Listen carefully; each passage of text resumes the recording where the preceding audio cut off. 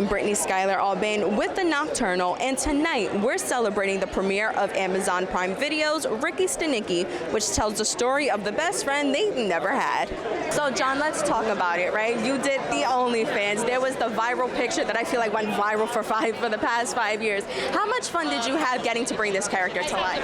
Oh, hopefully that speaks about the movie. The movie's a comedy, and you're supposed to laugh, and we're not supposed to. We hope to make you laugh, and all these, I guess, avenues of promotion are in the light of the movie. So if you laughed at any of them while we were promoting it, hopefully you laugh when you watch the movie. Absolutely. And tell me, you credited the director, Peter Farley, for creating this environment that allowed you to take big swings with your acting. Yep. How do you plan to take this newfound journey or adventure into your next projects? So that's a great question. I think that my takeaway from that was be coachable and trust the process. So I don't want to walk onto somebody else's set and demand they create the same environment. I want to empower them with the strength to create an environment that they like. And in that environment, I'm going to try to be as coachable as I can. And John, tell me, you and Zac Efron had a fun fight scene in the film, and Zac Efron just finished the Iron Claw. Tell me, how do you think Efron would match up in the WWE? It's a shame this movie business worked out for Zac Efron. He'd be one hell of a WWE superstar. And Rod/Stanicky plays a bunch of different roles as a celebrity impersonator. If you had to choose anybody to impersonate you in a biopic, who would you choose? To impersonate me?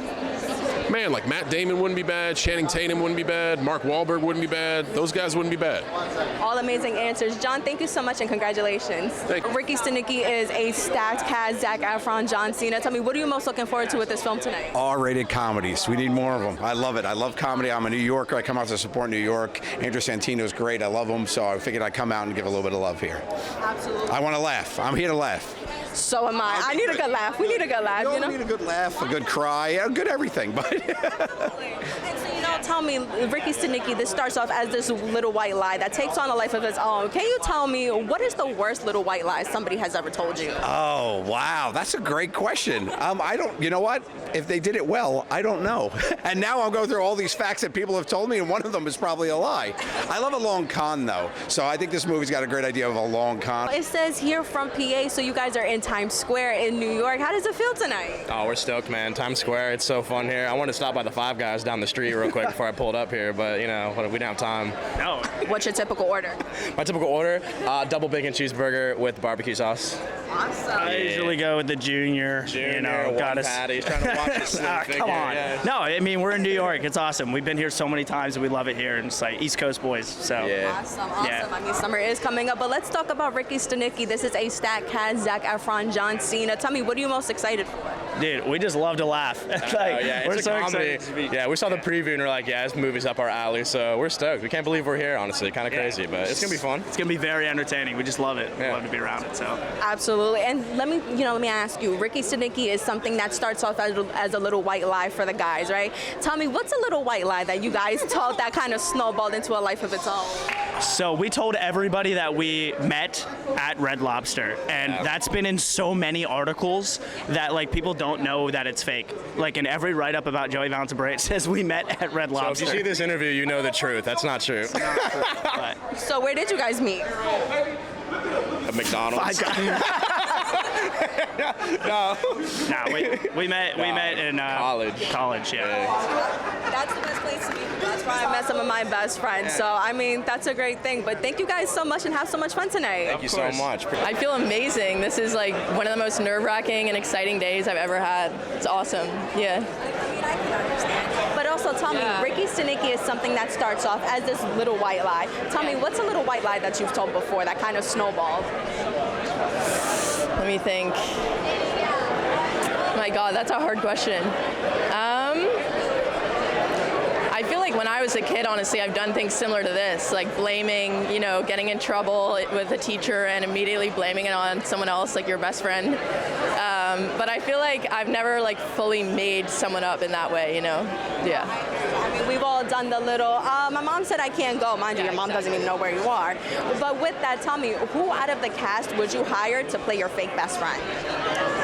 I would say Andrew Santino, to be honest, because he's so sharp. Like, if I needed him to come in and make some lies up for me, if I wanted to take him to some event, I feel like he's so quick on his feet. He could think of like a million backup stories and like little lies. He's just so smart. That's the best, isn't it? Totally. Tonight is the New York premiere of Ricky Stanicky. Tell me, just how are you feeling? Yes, it is. I'm feeling so great, so good. I've literally been working on this film for over 15 years, and I'm so excited to finally see it get out to an audience. It's one of my favorite stories ever. And so Ricky Stanicky starts off as this little white lie, right? Right. So, and it takes on a life of its own. So can you tell me, what is a little white lie that you might have told once that kind of snowballed into a mess? Let's see. I think I used to sneak into movies and say I was with a crew on the movie sets. And here you are at the premiere of your own movie. That's really cool. You never know. If you tell maybe just a little white lie, it's okay. And we've seen as the press for this film has rolled out, it has been such a great environment with the entire cast. Just tell me, what was the energy like on set, and how does that translate? The energy was awesome. It really was. And the guys from the first day seemed like they'd known each other their whole lives. And I think everybody did a lot of preparation beforehand and to make it really work and really gel. And I know that John Cena was off script before he even came on. He never needed to look at his script. It was amazing. And he just nailed the role. Yeah. And just tell me, if you had to choose any of the Ricky Stanicky cast members to play your fake best friend, who would you choose? I would say John Cena. Anya, so tell me, tonight, the premiere of Ricky Stanicky, just how are you feeling? I'm feeling so excited. I can't wait to be in the theater and hear people laughing and enjoying the film. Tell me, what was the energy like on set with the crew? How is that going to translate on screen? I mean, it was wonderful. We were filming in Australia, so we were all kind of stuck there just because the flights took so long to go back home. So we really got to bond, and I think that's really evident in the movie, you know? Yeah, that's awesome. And so Ricky Stanicky is something that starts off as this little white lie that takes on a life of its own. So tell me, what's a little white lie that somebody told you that kind of took on a life of its own? Oh my gosh, I don't think I have one as big as this movie. I mean, this is just crazy. Lying about a friend for 20 years, I don't think I can top that. Listen, I'm like, sometimes I lie about, hey, my mom said I couldn't go, and then, you know, it's Sure, mom said I couldn't go is like the best answer ever because no one's going to question it, you know? Well, I guess now that we're older, people would question it. But in high school, that was like the go-to, right? Yeah. So just lastly, if you had to choose anybody from this cast to play your fake best friend, who would it be? Oh, Lex Scott Davis for sure. Her and I bonded really well on set, and she's just a wonderful, beautiful human being.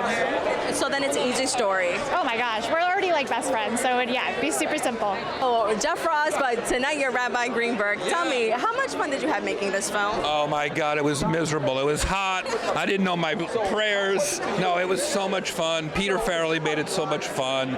I love my role. I've never played a rabbi. I've never done a circumcision scene before. I loved it. I loved it.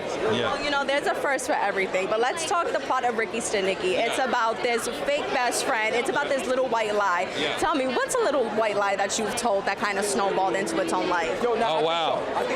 That I'm well endowed. That I'm pretty.